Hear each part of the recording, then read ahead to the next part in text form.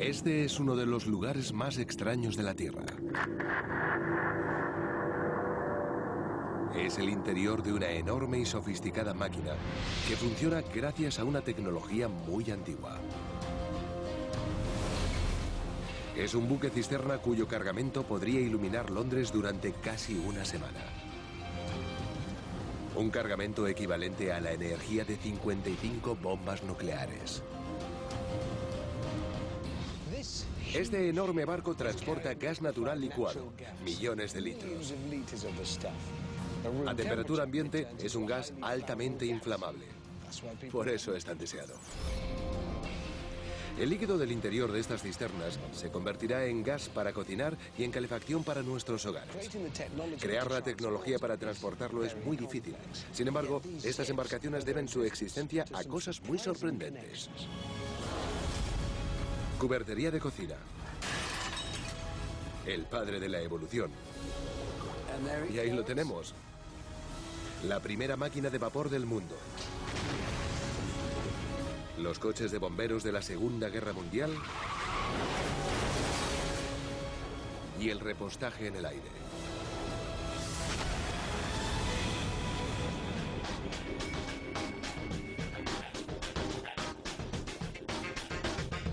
Las conexiones de la ingeniería. El buque cisterna. Transportar gas natural por el planeta es un gran negocio.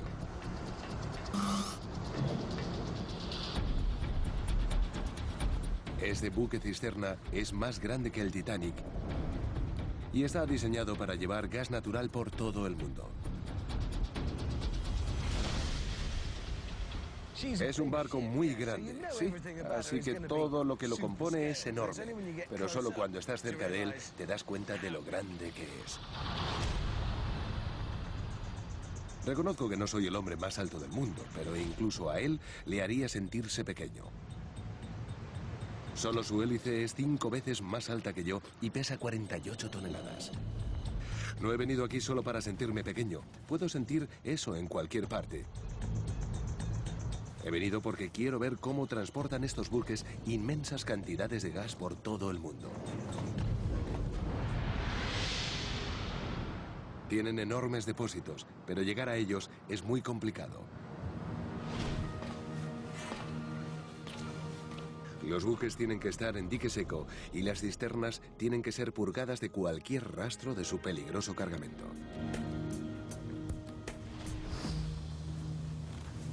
Este es el interior de una de las cisternas y por lo que sabemos, nadie había filmado antes el interior de una de ellas.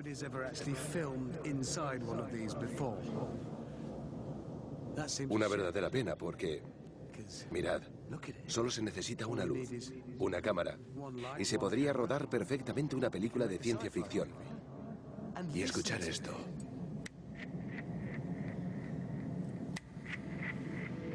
Ese eco es real. Analógico. No es ningún efecto digital. Sonidos reales que retumban en este tenebroso depósito. Hay espacio para 34 millones de litros de gas líquido, el equivalente a la cantidad de agua que permitiría que en una casa se tirara de la cadena durante 1200 años.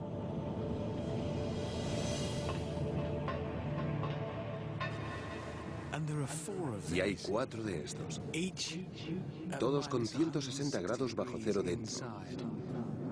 Otro mundo. Una verdadera locura.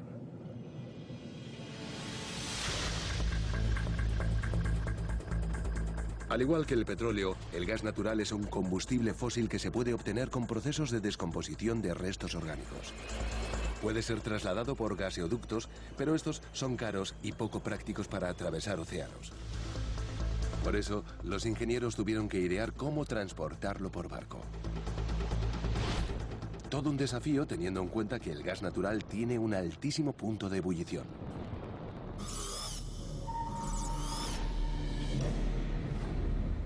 Para saber cómo se transporta el gas de forma segura, he venido a unas instalaciones de alta seguridad del norte de Inglaterra.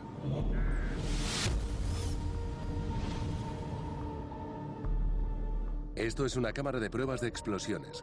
Una especie de horno a escala industrial. Sí, bueno.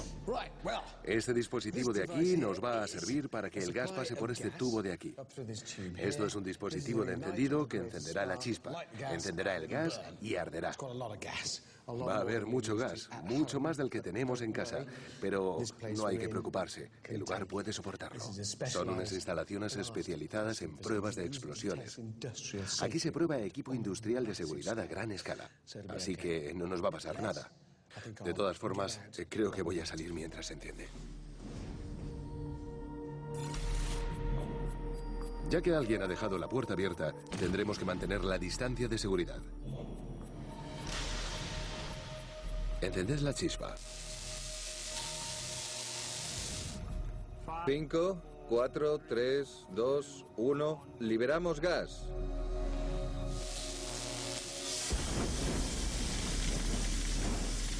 Esos son solo unos cuantos litros de gas.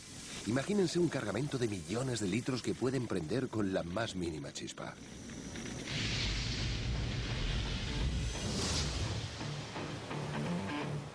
El cargamento de este buque tiene una energía equivalente a 55 bombas atómicas. Un vertido sería algo catastrófico. Pero nunca ha habido ningún accidente importante y los operadores pretenden que siga siendo así. Afortunadamente hay una solución muy sencilla: convertir el gas en líquido. Como líquido no puede arder y, lo que es más importante, ocupa mucho menos espacio. Un cargamento en forma de gas sería demasiado grande. Tendría que ser 600 veces más voluminoso, es decir, 10 veces más largo que ese buque. 2.500 metros de longitud aproximadamente. Para hacer el gas líquido tiene que enfriarse a una temperatura de 162 grados bajo cero, más o menos, el doble de frío que hace en la Antártida. Pero solo tiene que calentarse un poco para volverse a convertir en un gas altamente inflamable. Por tanto, hay una segunda línea de defensa.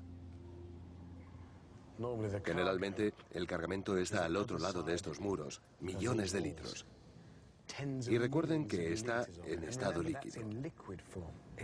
Como gas, supondría miles de millones de litros. Si parte del líquido se saliera y se convirtiera en vapor, sería un grave problema. Pero eso no ocurre gracias a unos aviones de servicio postal anteriores a la guerra. En los años 30, los barcos de vuelo del Imperio llevaban correo y pasajeros desde Gran Bretaña hasta Australia en vuelos de 1.100 kilómetros. No pudieron cruzar el Atlántico hasta que fueron capaces de repostar en el aire. Hoy en día damos por supuesto el repostaje en el aire, pero el combustible de aviación, al igual que el gas natural, es muy inflamable. La más mínima chispa mientras la sonda de repostaje toma contacto sería catastrófica.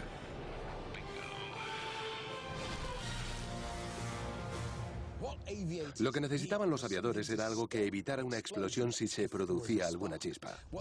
Lo que necesitaban era aire nocivo. Ese fue el nombre que Daniel Rutherford dio al nitrógeno cuando lo descubrió en 1772. Puede que haya mucho nitrógeno en la atmósfera, y hay mucho, pero en su forma más pura no podemos respirarlo. Por desgracia, tuvo que morir un ratón en un contenedor con ese gas para lograr ese descubrimiento científico. Pero lo que importa aquí es que el nitrógeno es un gas inerte, es un gas poco reactivo. Y lo que es más importante, evita que el combustible se mezcle con el oxígeno en presencia de chispas. La ignición es imposible si hay suficiente nitrógeno. Los fuegos no pueden alimentarse de nitrógeno tampoco. Pero eso es una afirmación que tendremos que demostrar. Así que es hora de volver a encender nuestro horno industrial. Esta vez con nitrógeno dentro. Primero es precintado para que contenga el gas tóxico de forma segura.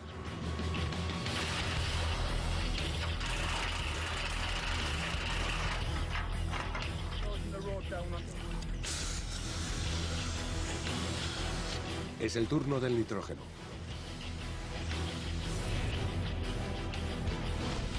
Podremos verlo desde dentro de un dosel del lateral.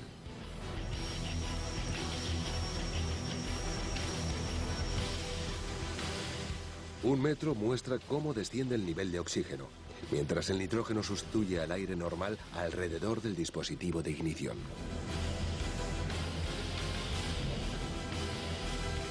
Recuerden que la teoría dice que el gas no arderá a no ser que haya suficiente oxígeno. S10 significa que apenas hay oxígeno en la cámara. Hay sobre todo nitrógeno. Bueno, vamos a prenderlo, por favor. Es el dispositivo de ignición y todavía no hay gas, recuerden. Así que muy pronto vamos a ver chispas en la parte superior del conducto de ventilación. Vamos a ver, ahí están. Esas son las chispas. Humo, por favor. El humo es solo un indicador aquí, ya que si no, no podríamos ver cuándo empieza a fluir el gas. Ahora mismo no hay gas, se puede ver el humo.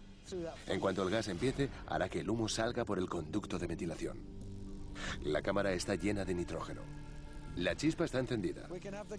Podemos tener gas y en ese punto lo único que evita la ignición tiene que ser el nitrógeno. Ahí está el gas. Mirad, se puede ver cómo sale el humo por la parte de arriba. Empujado por el gas. Es el mismo gas que vimos cómo ardía antes y sin embargo con el nitrógeno, mirad, nada. ¿Sabéis qué es lo más reconfortante? La ciencia dice que debe funcionar, pero funciona de verdad. Mirad. El gas fluye por ahí, el nitrógeno lo sofoca y no puede arder, no puede prender.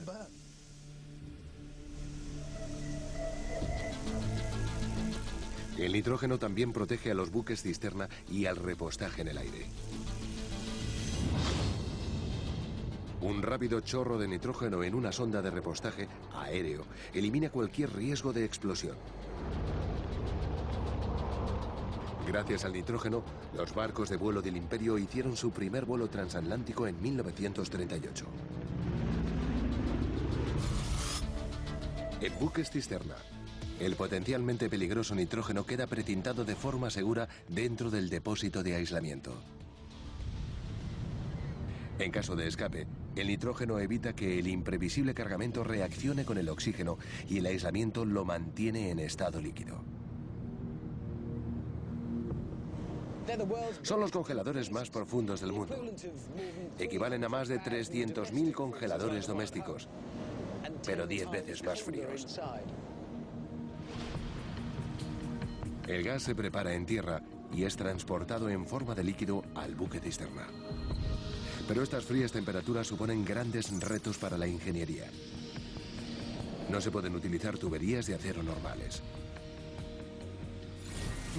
Transportar un líquido tan frío hasta el barco y dentro del barco con tuberías así suponía una serie de problemas que solo podían ser resueltos recurriendo al poder de esto y de esto e incluso de esto. Pero evidentemente no a la cubertería en sí. Eso llevaría una eternidad. No, al material del que están hechos. Acero inoxidable. Hace 100 años, los cubiertos se hacían con otros metales, como la plata o el acero normal para la vajilla diaria. Pero el acero se oxida, lo cual es desagradable a la hora de cenar y, como muchos materiales, cambia totalmente cuando se coloca en lo profundo de un congelador. Un ejemplo, el pan. A temperatura ambiente, una rebanada de pan es blanda, flexible, dúctil, más técnicamente. Si cogemos otra rebanada congelada, vemos que es más dura pero también quebradiza. ¿No sería horrible que el acero actuara igual? Pues ocurre. Jackie Butterfield, una especialista en acero y otros materiales, me enseñó un artilugio de tortura medieval. Este es el tipo de equipo que utilizamos para probar la dureza de un metal. Bien, ¿puedo ayudar? Por supuesto. Genial, ¿qué hago? Lo primero que puedes hacer es levantar esto y colocarlo en posición. Vale, gracias, vale. Siempre me tocan los mejores trabajos. Vale, así que subo esto. Sí, exacto. Y que conste, no soy ningún enclenque. Pesa mucho. Bueno, 10 kilos. Así que con esto te pones en forma. Sí, totalmente. Vale, entonces El peso ya está colocado. Sí, y lo que va a hacer es que este peso tiene una energía potencial. Entonces, eso es una dosis medida de energía que aplicaremos a la muestra de allá abajo. Exacto. Es lo mismo cada vez porque el peso es el mismo. Víctima número 1, un tubo de acero normal, igual que los que se utilizan en los andamios. Prueba definitiva. Bueno, esto va a aplicar una cantidad específica de energía potencial transferida a energía cinética que será absorbida o no por la muestra. Está bien, allá vamos. 3, 2, 1... Vaya. Ni siquiera está abollado. A pesar de la fuerza del peso al caer, a temperatura del aire, el tubo de acero no sufre daños y la energía rebota en la estructura que lo rodea. Entonces, esta muestra ha sobrevivido, ¿no? Totalmente. ¿Qué hacemos ahora? Bueno, lo que tenemos que hacer ahora es hacer la misma prueba a temperatura criogénica con nitrógeno líquido. Entonces, ¿aquí es donde vamos a ver nuestras temperaturas subantárticas? Exacto. Es el turno del nitrógeno líquido.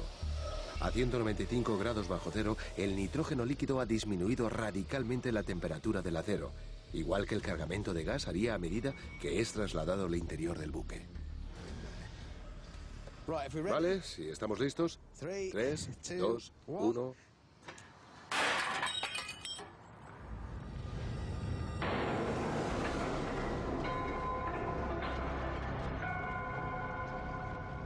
Se ha roto. Y mucho.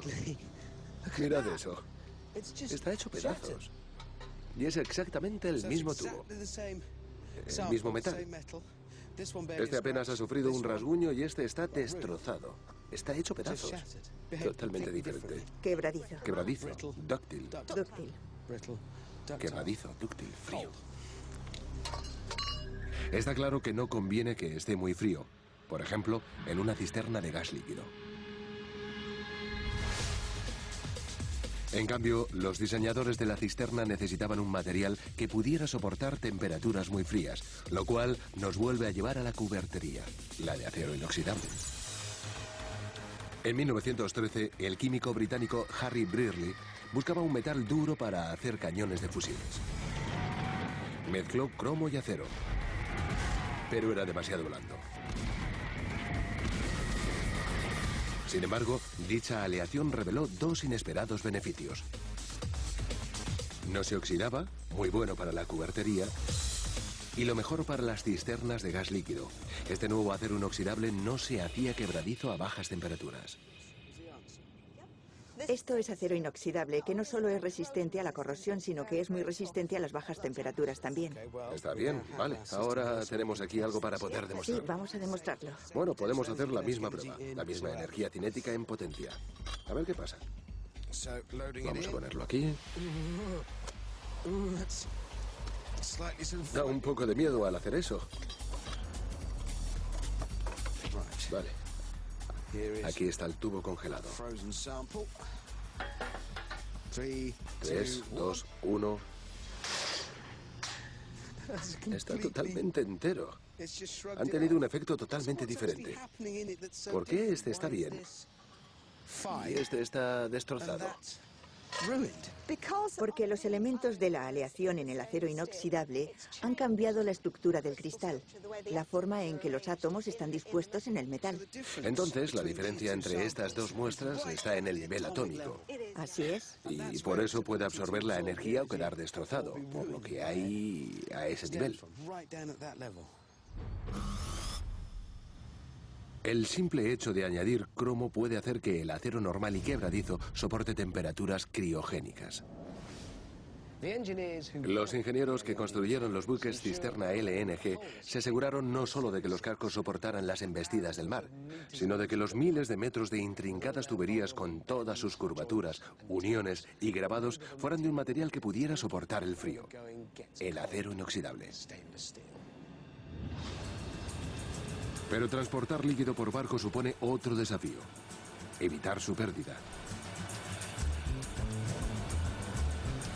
Y los ingenieros tienen dos líquidos de los que preocuparse en estas cisternas. En el viaje de ida tienen un cargamento de gas líquido y en el de vuelta, cuando esté vacío, llevan agua como lastre para estabilizar el barco. El mismo problema de dos formas diferentes. Si un cargamento líquido empieza a moverse en el barco, puede suponer graves problemas. Básicamente, el viento o las olas pueden hacer que el líquido se desplace de un lado a otro de las cisternas. Ese movimiento puede ir a más y afectar a la estabilidad del buque y, bueno, puede ser catastrófico. Es lo que se conoce como efecto de superficie libre. Y me he propuesto descubrir lo peligroso que puede llegar a ser. Lo que tenemos aquí es una furgoneta normal y corriente. Aparte de tener un enorme depósito que hemos puesto en la parte de atrás y que está lleno de agua, mucha agua, agua que puede desplazarse de un lado a otro. Lo que quiero comprobar de primera mano es el efecto de superficie libre. La superficie libre es literalmente la zona disponible que tiene un líquido para desplazarse con libertad. Y por si afecta a la furgoneta, muy bien sujeto dentro del vehículo. Primero voy despacio para asegurarme de que el líquido se desplaza lentamente. Al girar en la curva, evidentemente el agua quiere quedarse donde está y va hacia la derecha. Sí, se nota bastante. Ahora voy a girar así y ahora así. Sí, se mueve. Lo puedo sentir. Y gira el vehículo en dirección contraria a la que yo quiero. No sé si soy yo el que conduzco o es el depósito de agua. Es muy extraño. Hora de imaginar que nuestro barco y su cargamento líquido atraviesan mares tempestuosos. Bueno, todo lo que podamos con esa furgoneta. Sí, hay mucha agua por todas partes. Es muy desagradable.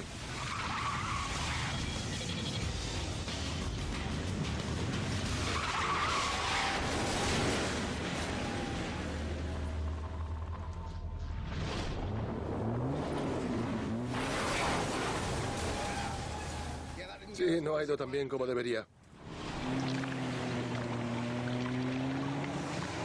Con tanto movimiento, mi pequeña furgoneta ha volcado.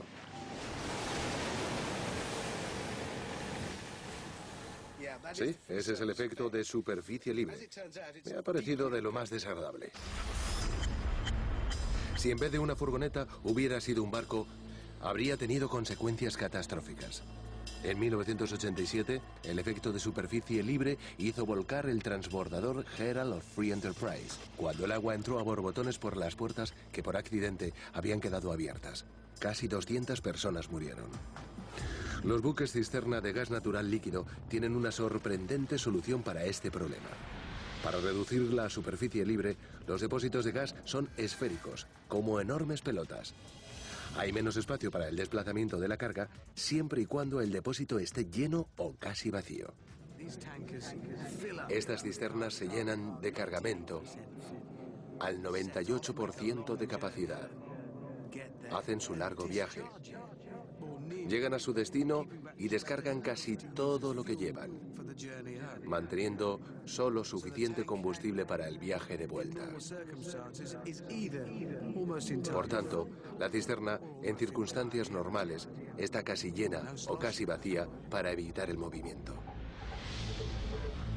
Sin carga, el buque cisterna navegaría en la cresta de la ola. Para hacerlo bajar, se bombea agua en los compartimentos de lastre que hay debajo de las cisternas de gas. El espacio no permite que estos compartimentos sean esféricos, así que evitar corrimientos aquí requiere otra solución. Retrocedamos a la Segunda Guerra Mundial. Los bombarderos aéreos mantuvieron a los bomberos muy ocupados. Utilizaban camiones cisterna para llevar casi 4.000 litros de agua. El efecto de superficie libre hacía que fueran peligrosos de conducir. Por el contrario, los coches de bomberos actuales van a toda velocidad sin volcar. Y eso es gracias a los compartimentos de sus depósitos, porque dividen la carga. Son barreras físicas que se introdujeron por primera vez en 1880 para evitar que volcaran los petroleros. Evidentemente, lo que ha provocado mi pequeño accidente es el efecto de superficie libre, porque el agua se ha desplazado de un lado a otro y eso es lo que ha hecho volcar a la furgoneta. Así que la clave son estos compartimentos longitudinales que evitan que el agua vaya de un lado a otro. Por lo visto, funciona. Vamos a comprobarlo.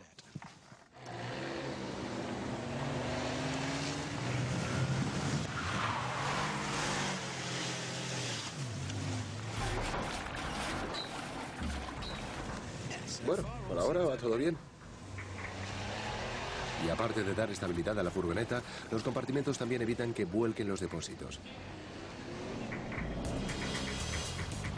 Disponer de estos compartimentos de lastre por debajo de los depósitos de gas evita el desplazamiento del agua. Se elimina el efecto de superficie libre. Curiosamente, no hay compartimentos en los depósitos de gas y una de las razones es porque la fricción podría calentar el cargamento volviéndolo a convertir en gas. Y eso no es recomendable.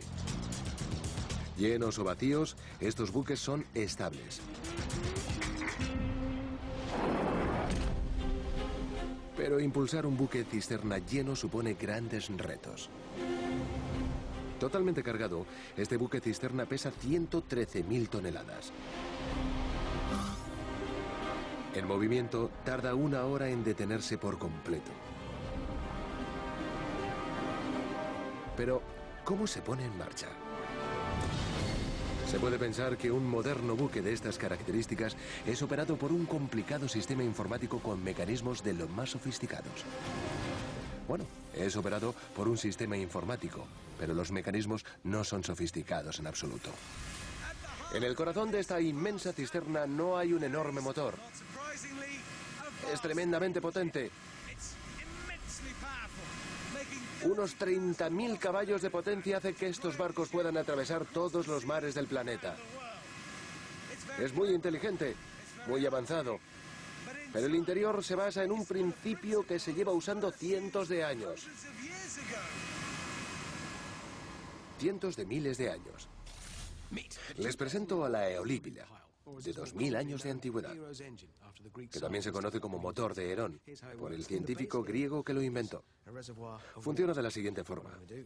En la base hay una pequeña caldera de agua. Lo que voy a hacer es calentar el agua, así. Cuando se calienta el agua aparece el vapor.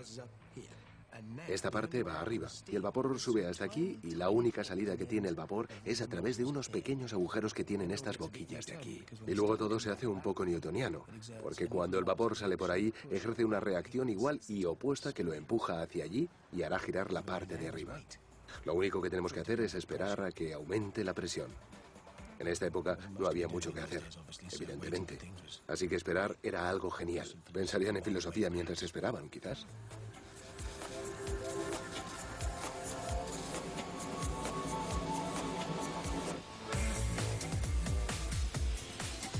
Puede que piensen que esta especie de peonza es un simple juguete, pero no. Este mismo principio fue utilizado por los antiguos griegos en una máquina que inventaron para abrir puertas de templos. Si avanzamos un par de miles de años, el vapor cambió el mundo transformando la industria y el transporte. Las máquinas de vapor fueron la última tecnología y hoy las vemos como máquinas del pasado. Pero en un remoto y seguro lugar me dispongo a comprobar algo que los ingenieros de buques cisternas de gas líquido saben muy bien: la potencia del vapor. Solo hay que ponerlo bajo presión. Cuanta más, mejor. Tengo conmigo al especialista en máquinas de vapor Richard Gibbon, Gibo, para demostrar el verdadero potencial del vapor con una bomba. Vamos a poner agua en este supercontenedor enterrado en el fango. El vapor de la locomotora calentará el agua. Normalmente herviría, se convertiría en gas y escaparía igual que en una tetera. Pero esa tapa de ahí evita que el agua se convierta en vapor porque no se puede expandir, no hay sitio. En lugar de eso, la presión del interior aumentará cada vez más hasta que explote. Bueno, Richard, todo esto es para comprobar la potencia del vapor. Te voy a ser sincero, mi idea del vapor es... ¡Oh, qué bonita es Antiguaya! Y tenemos ese contenedor en el suelo y un tubo. ¿Tiene tanta potencia el vapor? Sí, y hay una enorme cantidad de energía en el agua que se está convirtiendo en vapor. Y eso es lo que vamos a demostrar con este experimento. Richard, ¿para qué es el cobertizo? El cobertizo es solo para demostrar que el vapor tiene mucha potencia energética. ¿Entonces vas a hacer volar ese cobertizo? Eso espero. A pesar de haber superado el punto de ebullición, el agua no se convertirá en vapor hasta que se libere la presión cuando la tapa reviente. Entonces se expandirá de forma instantánea provocando una explosión. Primero, el sacrificio del cobertizo. Venga, bien, ¿vamos todos dentro? ¿Cuántos ingenieros se necesitan para mover un cobertizo de jardín? Bueno, parece que muchos, pero puede que consigan sus objetivos. Oh, no. ¿Alguien ha visto una bomba de vapor? Bueno, no hemos hecho algo así nunca, es nuevo. Esto va bien. Con el futuro excobertizo colocado, encendemos las calderas y Richard abre la válvula para bombear vapor en nuestra tetera subterránea. Bueno, estoy un poco nervioso. Nuestra bomba de vapor hace tic-tac y ahora lo único que podemos hacer es esperar. A medida que la tetera de metal se calienta, se puede ver cómo el agua de alrededor hierve y se convierte en vapor. Pero el agua del interior, a pesar de haber superado el punto de ebullición, no se puede convertir en vapor hasta que la tapa reviente. ¿Vale? Se está moviendo. Sí, se está moviendo. El indicador de presión empieza a subir lentamente. Guibo esperaba que reventara a 5,5 bares, que es 5 veces y media la presión atmosférica.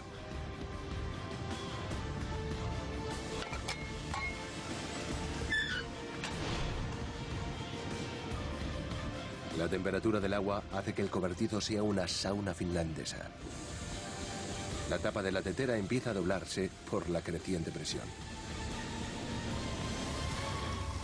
5,45. ¿Puedo decir que esto es ridículo?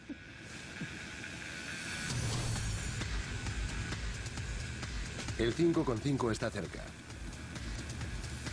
Va a haber una gran explosión. Guibo piensa que incluso el motor de una locomotora de 9 toneladas no ofrece demasiada protección. Creo que deberíamos estar en el puente. Nos retiramos. 6,5. Y ahora estamos en territorio desconocido.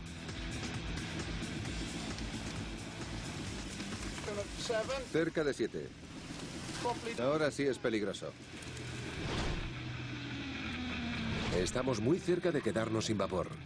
El motor de tracción solo puede soportar hasta 10 bares y si lo sobrepasa...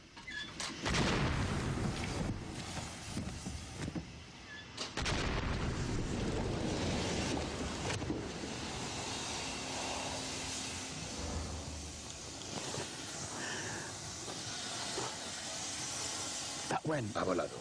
Genial. ¿A cuánto ha llegado? A 7,5. El cobertizo ha desaparecido.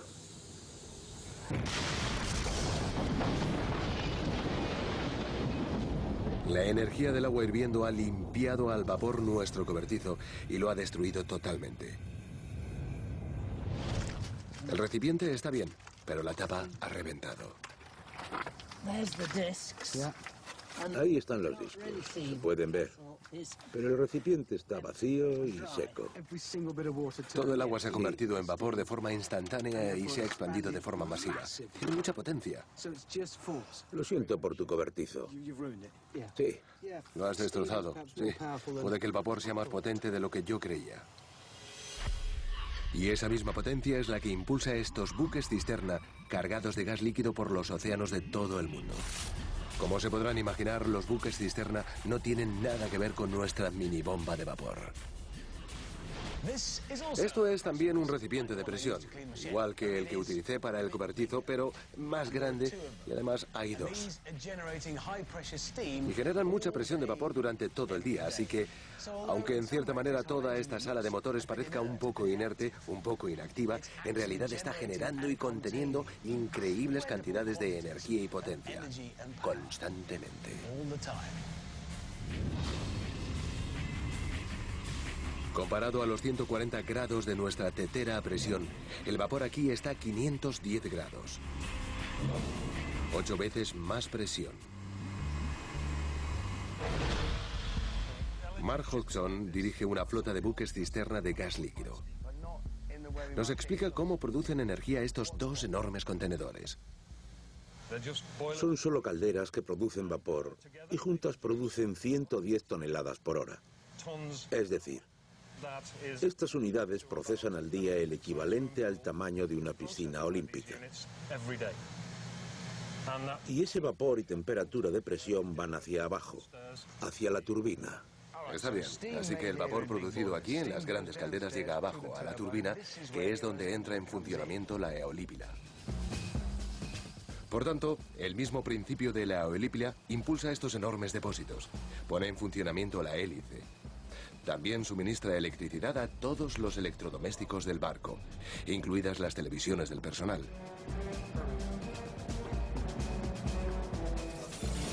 En estos barcos, el secreto de aprovechar la energía del vapor está en sus turbinas.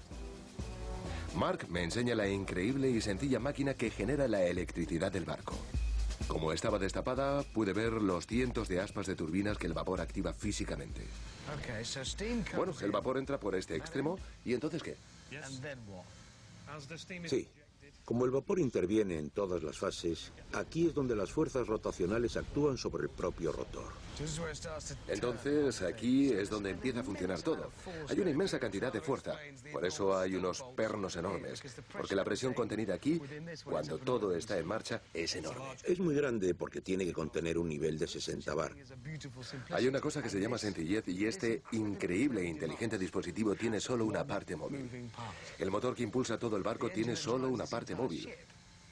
Esta que funciona gracias al vapor. Será mejor que no se nos quede atascada ahí la corbata, ¿no crees? Pues sí. Esta turbina es muy potente. Pero la que impulsa el buque es 7 veces más potente. El vapor producido en las calderas impulsa la turbina que tengo detrás de mí, a través de la caja de cambios, y desde la caja de cambios pasa al eje de transmisión que está ahí. Después, ahí fuera, en la popa del barco, el eje de transmisión se activa solo. En ese momento muerde el agua y se impulsa con una fuerza increíble. Estos buques cisterna están diseñados para ser muy eficientes. Utilizan su propio cargamento para producir vapor. Y para conseguir las 25 toneladas de agua que consumen cada día, recurren al océano que los rodea. Pero el agua salada es terriblemente corrosiva y el personal se niega a consumirla. Son unos blandos. Por tanto, se hierve el agua salada y se evapora para eliminar la sal. Y una vez más, es el vapor el que hace este trabajo. Pero para hacerlo aún más eficiente, se recurre a un principio que descubrió el padre de la evolución, el naturalista Charles Darwin. Mientras investigaba la flora y fauna de los Andes, Darwin observó algo que atormentaba a los montañeros cuando intentaban hervir patatas. Tardaban mucho en cocinarse. Darwin lo achacó a la altitud y tenía razón. Sabemos que el agua hierve a 100 grados centígrados. Pero como Darwin observó, el punto de ebullición varía en la montaña. Las patatas tardaban más en hacerse porque en altitud la presión del aire es más baja. Por tanto, el agua hierve a menos temperatura. El agua hirviendo no está tan caliente y las patatas no se cuecen en agua fría. Se puede hervir agua incluso sin que hierva si se reduce lo suficiente la presión atmosférica. Bien, vamos a encender la bomba. Esto está absorbiendo el aire de ahí fuera. Está disminuyendo la presión. Esto es para demostrar que el agua hervirá a menos temperatura, a menos presión. Y mi hombre de malvaviscos lo va a demostrar. A ver, eso de ahí es una aspiradora. Como se puede ver, los malvaviscos se expanden con la baja presión. Está bien saberlo. Sí, horrible, lo siento. Pero lo importante aquí no es demostrar qué le pasa al hombre de malvavisco cuando hay baja presión, aunque sea divertido, sino lo que le pasa al agua. En realidad es como si estuviera a mucha altitud, donde la presión es más baja. Pero evidentemente esto es más fácil. De hecho, la presión del vaso equivale a casi 26.000 metros, casi 3 veces la altura del Everest. Creo que ya puedo ver algunas burbujas en la parte de abajo. Recordad que no estamos poniendo nada de calor. Está a temperatura ambiente y este ambiente tiene una temperatura bastante baja. Vaya, vaya, y ahí está. Eso no ha sido para divertirnos un poco. Esa agua está hirviendo y no es porque le hayamos puesto ninguna fuente de calor, es porque hemos bajado la presión. Bien, ahora voy a demostrar que estamos de verdad a temperatura ambiente. Vuelve a llenarse de aire, vuelve a subir la presión. Lo siento, hombre de malvaviscos, un mal día. La temperatura ambiente es bastante fría, pero hierve sin problemas. No podríamos hacernos una taza de té con esta agua, pero creo que hemos demostrado lo que queríamos. Por tanto, que el agua hierva no significa que alcance los 100 grados. Sencillamente, significa que pasa de estado líquido a gaseoso, lo cual se puede conseguir en diferentes temperaturas, según la presión. Y en este barco, como he hecho en mi experimento, hierven agua a bajas temperaturas disminuyendo la presión. De nuevo vuelven a aprovechar el vapor, pero revierten el proceso de alta presión para que el agua se convierta en vapor antes. Hacen disminuir la presión de forma diferente, condensando el vapor rápidamente en agua. Se necesita una cosa que se conoce como condensador rápido. Yo voy a hacer uno, un barril para empezar. A bordo utilizan el vapor que sobra de los motores, pero yo necesito improvisar el mío. Así que primero añadimos un poco de agua. Ponemos calor. Vamos a encenderlo. Esperamos y esperamos y esperamos y... Presto. Bien, por fin tenemos vapor, así que rápidamente voy a quitar el calor y lo voy a precintar. Tan rápido como pueda. Bueno, fuera el calor. Ponemos la tapa. Y voy a sellarlo porque es importante que no penetre nada de aire. ¿Está sellado? Bien. Está lleno de vapor. Lo que voy a hacer ahora es condensar ese vapor en agua. Rápido. ¿Así? ¿Bien? El agua fría condensará el vapor, reduciendo así la presión. Se puede oír como cruje y chirría a medida que se condensa el vapor porque se reduce. Baja la presión de dentro y fuera del barril. La presión atmosférica sigue presionando.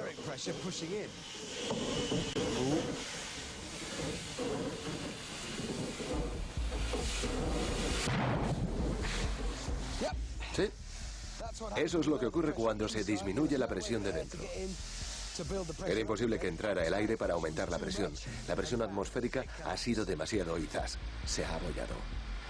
Los buques cisterna de gas líquido convierten el vapor de agua utilizando la condensación rápida.